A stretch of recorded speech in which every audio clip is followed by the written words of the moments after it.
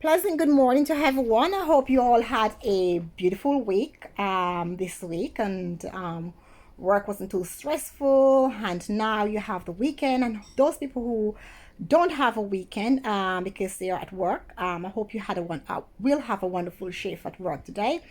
And hopefully you have some time off during the week to have a bit of relaxation for yourself.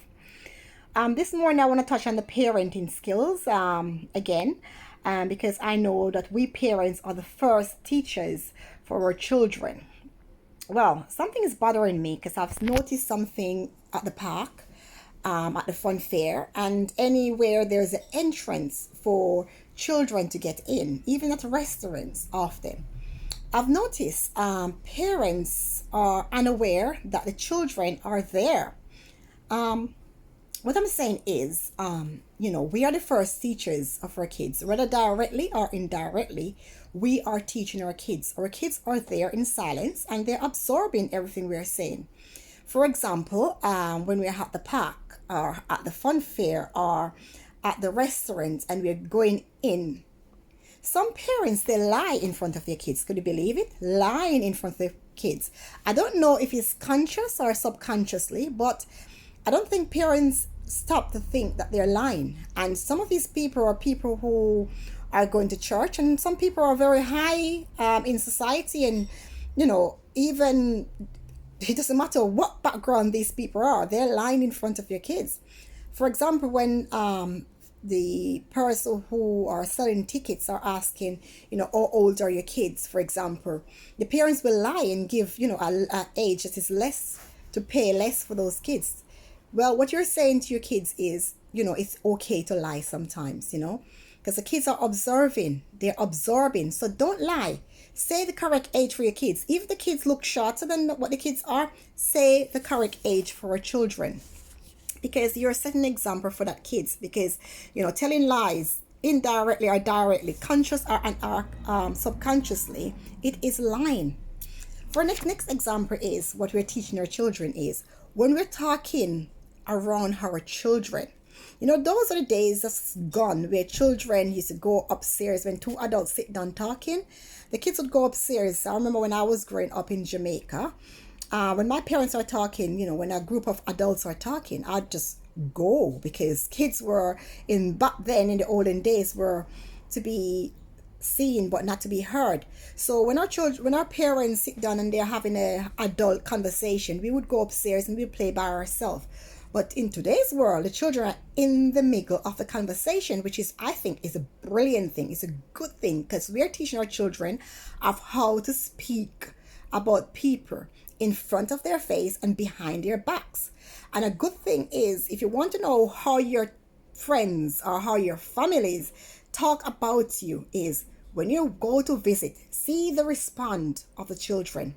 That will give you a clear indication of what have been said in front of your face and behind your back, because we parents are teaching our children of how to speak and how to treat an other human being, whether it may be the pastor, whether it may be your church sister, whether it may be your colleague, whether it may be your sister, whether it may be your friends. Do not speak ill about them in front of the children, because your children are there.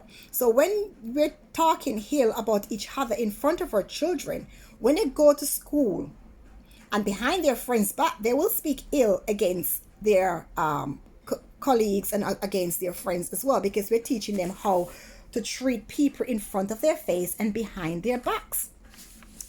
On the topic of lying, some people taught lies, habitual liars, I call them. They speak lies so much, they don't know the difference between lies and the truth anymore. For an example, I went yesterday because we are moving back to our ordinary work area.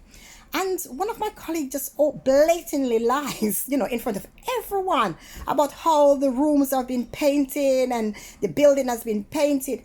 And as I'm going to my room, very excited to see, the new room, because I couldn't smell any paint. To our amazement, the other colleague look at me and the next colleague look at me and think, where has been painted? Because nowhere has been painted. The only thing has been done is has been cleaning. So I think that sometimes people just tell lies for the sake of telling lies, whether consciously or unconsciously. Or some people just lie all the time, so they don't know the difference between truth and lies anymore. But we are growing up these children. We are teaching these children, because this person didn't just become a liar overnight.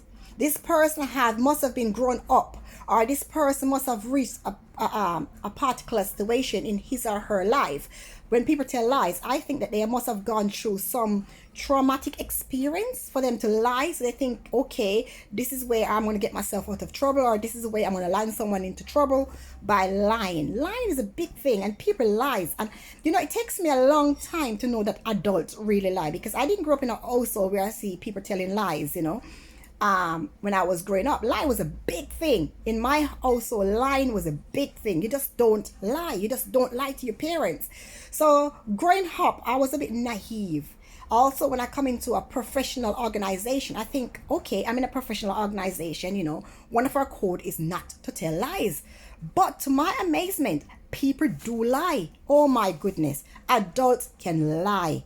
And I'm thinking, why do adults lie? But adults do tell lies. So I'm really fearful of, if they can lie like this, what are they teaching their kids, and what kind of future we have in what kind of future are we going to have in the future? A future that lies? We need to stop and check ourselves. Yeah.